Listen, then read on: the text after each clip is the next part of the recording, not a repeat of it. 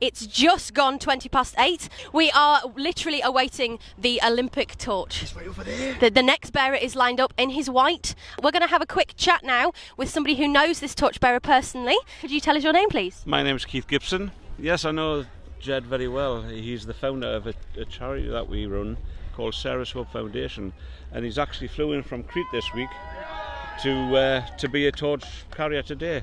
And it's a great honour for him and for his charity, you know. That's lovely. What kind of work does the charity do? We give children living with cancer a break, a holiday in Crete. It's not just for the child, it's for the whole family to give them precious time together, to bond chill together, out and spend time really together. Chill out, yeah. away from all the traumas of the treatment of cancer, you know. So it's great, important work. Very, very important work, and it's a great honour for him. Absolutely, a kind of community champion here as well. Yes, Wicked. So I'm sure you wish him all the best. Would you like to put a message out there for him? Yeah, just run, Jed, run. Thank you so much for your time. Enjoy your morning. Yeah, thank you. So there you go, a real community champion here at Suter Lighthouse. It's very cold, it's very wet. But it hasn't stopped everyone coming out though. It hasn't. There's a lovely sense of community and a real buzz right now. So we are awaiting the Olympic flame. I think I might cry. Oh, please cry. We'll catch up with you in a little bit. Okay, so it's still raining, but that's not putting anybody off. We've just met the Olympic torchbearer. Seems like a very nice man. Very excited. Held the torch. It's not as heavy as it looks. No. So our teams are situated throughout the city, trying to catch a glimpse of the torch and some of the 31 people who'll be carrying it in Sunderland today. 31. It's a lot of people. That is a lot of people. Out of all 8,000 torchbearers. To get it right the way around the country. We're starting here at Suter Lighthouse and moving down to Roker Seafront. Then to the Aquatic Centre, followed by Mowbray Park. And Pension Monument, where we'll finish up at Harrington Park, where the torch will take the main stage. Oh, Flowers in place. the torch is on its way. This is your 1 minute countdown, Sunderland. 1 minute. So, the Olympic torch. It's a very interesting piece of design. It stands at least 800 millimetres high, and they designed it to weigh as little as possible. And having just had the luxury of holding said torch, it doesn't weigh very much at all. So the torch has been lit, and the torchbearer's on his way. And it's a false start. 3, 2, 1. And he's off. Hooray!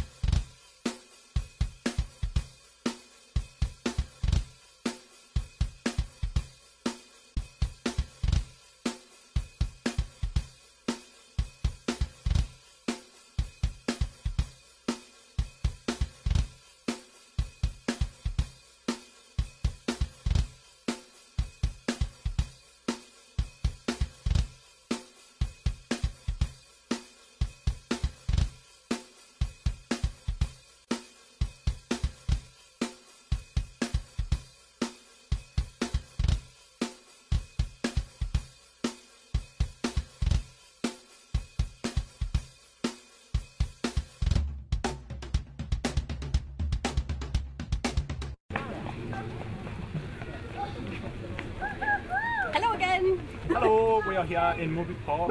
It's raining, the weather's not on our side again. It just stopped as we came up in the car. Now it's back on. This is normally the place of Santa in the winter gardens and Christmas. The reindeer. And the reindeer. Yes. But today it's Olympic torch. Yes, we have positioned ourselves on the kind of outro from the park that the torch route will take, so hopefully before too long you'll see it appearing behind us. We're joined here by several shouting dogs, or barking, as the rest of the world calls them, Anthony, and lots of people here. Again, the rain not stopping Sunderland coming out and showing its support, this time for another charity runner who does lots of work with disabled children and helping them enjoy the sports that they wouldn't normally have access to. Again, so another community champion here, and all the way from France this time. Oh, Mary, Mary. Monster. Stick with Spark TV. Okay, so we've just been joined by some people here who have joined us in the rain. Do you want to introduce yourselves? I'm Nora from Grangetown. Francis from Grangetown. Yay, with a good shouty voice there, Cameron. So, you've come out in the rain. It's not put you off? Not at all. So what's brought you out here today? To see the torch. And why do you want to see the torch? You don't know why you want to see the torch? Oh. What about Grandma? Well, I think it's a bit special. because it's a once in a lifetime. Yes, we were talking about this morning. It is once in a lifetime. It's not going to happen again Yes. for a lot of us. Yes. So it's very special. What do you think the torch means to Sunderland? Well, it's a special experience. I mean, we wanted the torch to come through Sunderland, and we've got it to us.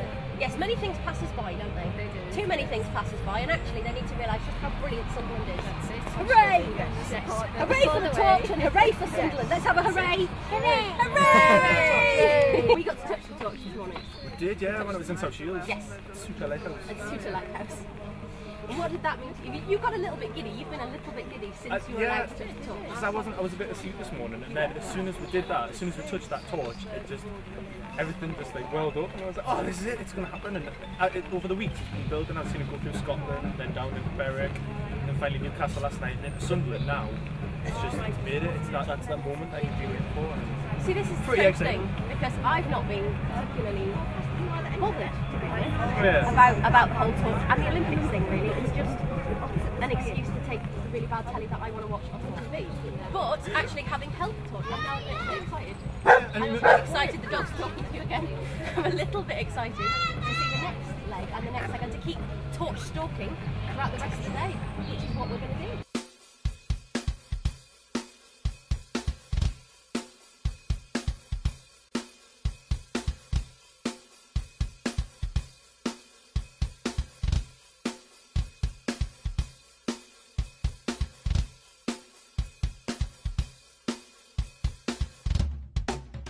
Okay, Anthony, it's been a manic morning. We've chased the torch, we've followed the torch, we've led the torch. We're here at Errington Park. How are you feeling? I'm not going to lie, I'm absolutely shattered. But the spirit of everyone here, thousands of people waiting for that torch to come on stage, is just electrifying. Yeah, there's a kind of a sense of anticipation, a kind of, not quite a hush now, but a kind of build. Calm before the storm. Absolutely. We've got a stage full of all the children who've taken part in the torch relay, with some amazing design projects that they've obviously been working on to design their own torches. We're literally minutes away from the torch crossing the stage here at Errington Park to say hello to literally thousands of people. Wow. That's lots of literallys, but it's a literal kind of event. So we of course go and do a warm up with the body. I'm Helen from Blue Peter. Hello, hello, hello. Is everybody having fun? So where is the torch right now? Over there? We've got an event happening over there if you want to come and see us. Joe McKeltry's over there, by the way, if you like Joe McKeltry and a few of his songs. You can come and say hello to him. Also, who wants to be a TV presenter or who would like to give it a go? Hey! We have a green screen set up, we've got lots of technical gear. You can come over and try your hand at being a sports reporter. Yeah, anybody, you're all welcome. Of course you can. And we've got some nice burgers. Who else is excited about the torch being here? Thank you so much for coming out. It's amazing to think the weather's been as bad as it has, but everybody's still turned up. It's lovely. Well, come and see us. We've got lots of stuff for you to do. And I'm going to go on the help skelter. They're on the front. Where? Oh my word! Round of applause! Hold it down. It's a big flame. Who are you? Tell me about yourself. My name is Gareth Capstick. I'm carrying the torch on behalf of VDF Energy. I was nominated through the nomination scheme there, and I was part of a group of 25 people who raised over £10,000 for Paralympics GB last year. How did you feel when you found out you're going to be carrying the torch? Nervous, excited. I suppose every sort of emotion goes through your mind. Let's hear it one more time, but that is the Olympic torch. Let's get a massive cheer. Amazing. There's your Helen Barney there, fantastic from Blue Peter. And of course the fantastic, the Olympic torch there, ladies and gentlemen. Absolutely super. So what you can see on stage in front of us now is the transference of the Olympic flame from the torch into its lantern, which it's safe form to travel. And there it is, keeping the flame alive. Oh. So there you go, that's the Olympic flame across the stage and into its lantern. Like I say, this is a safe travelling device. I wondered how they took it on planes, and now I know. They did it with a lantern. Yeah, they did it in a little lantern. And of course the presenters from Blue Peter there, who I both agreed are very tasty. Yes. It's just starting to rain now. We've got the hula hoop challenge to come. How we're going to do, I have no idea. We have chased the torch, we have led the torch, we have run across muddy fields, we have knelt in mud, we've sat on mud, and the only thing I haven't done yet today, that Spark Sunderland. I think there's some music This is going to be harder than we thought. We haven't practiced yet, so we're going to have a bit of a hoop war. and then we'll practice, and then we're going to be able to take part in this challenge. And we record breakers. We will be. We get a little medal and everything, but Carol's stolen them. The mate has stolen the medals. Super. How rude. How rude. Right, so practice. There's loads of kids and it's just us. Practice. Wear myself out before the actual real 2 minutes here. 1 minute gone, so you'll be halfway there. If this was for real, but it's only a practice. Here we go. 4, 3. I don't want to do this. I don't want to do it.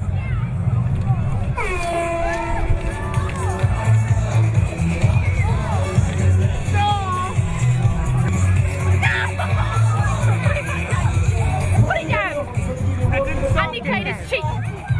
Okay, so we made, well, Andy made 15 seconds and I made 40 seconds in before we failed miserably. Like 45 seconds is a minute. Nearly a minute. And 40 seconds plus 15 is 55. So between us, we got halfway to half of a world record attempt. Unfortunately, on behalf of Spark Sunderland, we have failed epically. And now, yeah, you still get a medal. And now we need to go to a gym. I'm going to die. I want food. Here comes the pizza.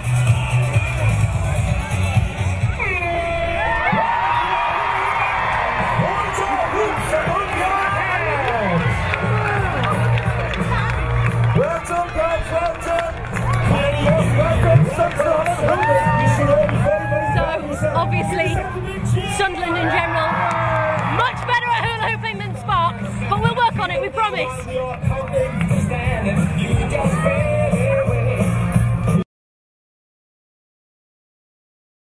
Okay, so we've been joined by one of the most famous faces, I think, in British sport. I recognise you from being like this high. You're far too young to recognise the old Akabusi man. Oh, I am not. Chris Akabusi, it's an absolute pleasure to meet you.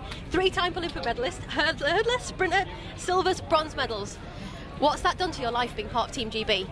Well, it's drastically changed my life. I mean, here we are in the North East, we're in Sunderland, but the first time I came to the North East was 1975. I was 16 and a half. I joined the army. It was actually the North East and the army that got me into track and field athletics. Ding ding! This is my very first medal that I won in 1984. So after starting my athletic training during the army up here, I went away and 5 years of training, I got my very first medal. And that's the beauty of what today's been all about. You know, the North East are very passionate people. Today, it was raining, and yet they still come out in their droves. When I turned up on the road, it's a place called the A19, the A183, I tell you what, it was bumper to bumper, baby.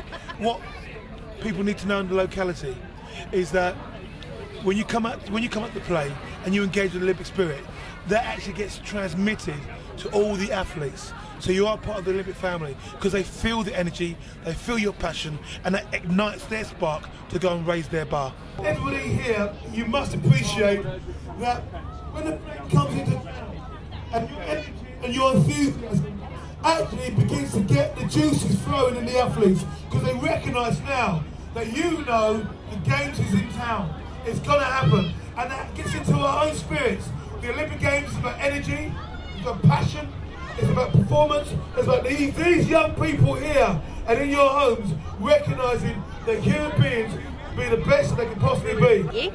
You won 100-metre breaststroke in gold in Beijing in 2008. Yeah, I did. It's hard to believe that it's gone so fast, but I'm hoping to do it all again in the summer. Have you made Team GB now? Yeah, the team for Paralympics GB got confirmed at the beginning of this month. So yeah, I'm one of 44 swimmers that will be competing in the Aquatic Centre. That's amazing. It must be really exciting for you personally. It's getting massively exciting now, especially with the torch relay and being part of it, coming to see everybody else get involved. I think it's quite inspiring how much of the nation have got behind the whole movement. I think it's massive, you know, and that is the massive draw of it for an athlete of competing at London 2012, being at home games. The fact that, like you said, they're like, it's so accessible to everybody, and events like this that EDF Energy have put on, and I'm sure the other sponsors are putting on similar things around the country, is accessible to all, whether they're carrying the torch relay. And there's not just sport, there's family activities here, so families have come down for the day and can all have their little part in the Paralympics and Olympics. So, of your time here in Sunderland today, what's been your favourite thing? I think for me personally, especially being an athlete, was when the flame came in and I actually saw it alight, and we were stood right with it, because for an athlete, normally you see the flame get lit at the opening ceremony, and that starts to stir all the emotions, and that signifies the start of the games. Whereas I felt those emotions today, and I think that just shows how powerful that iconic flame can be. I think just generally for whole of Great Britain, especially the people that have come out in Sunderland today, I just want to thank them from the bottom of my heart, me, and on behalf of all the other athletes that are going to take part in the Paralympics and the Olympic Games, because knowing that the country are behind us really does give us that extra incentive. Thank you so much for your time. It's really nice to speak to you. Thank you. I'm shattered. Me too. Well, out of the rain though, that's a good thing. Yeah. We're in the community tent where Johnny's doing his show live. Hello. There's Johnny. And most of the community now has piled off the site now the hula hoop challenge is over, and into the dry to have a look at the stuff that's going on around the site. This has been the most tiring OB broadcast concoction. Absolutely. We've had a great time. We have chased the torch. We've led the torch by this